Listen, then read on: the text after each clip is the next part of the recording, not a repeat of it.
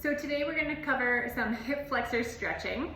Now, a lot of us have been doing hip flexor stretching, sometimes in this half kneeling position where we lean forward and we're kind of arching in that low back a little bit. You might feel a really nice stretch through the front and especially in through like the groin region too. But what we need to do in order to really focus on the hip flexors, including the psoas, which attaches to your low back, is to be up tall, squeeze your butt, and then tuck that tailbone underneath, so a posterior pelvic tilt. From there, then we can lean forward into that if it wasn't enough of a stretch to just be in this upright position here.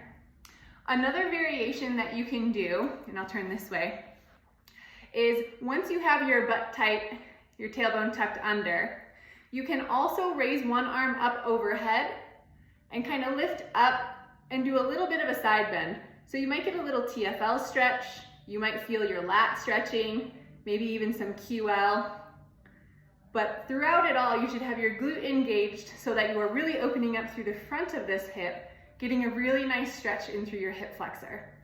Holding for about 30 seconds and then switching to the other side. Again, squeezing your bottom, tucking your tailbone under while maintaining an upright posture throughout your spine. Then reach up, maybe a little side bend if that feels good in your body. And if it doesn't make much of a difference for you and you're not tight in those areas, you can easily just stay right here. And again, if you need a little bit more, you can then shift the hips forward as long as you still have that glute engaged in the back.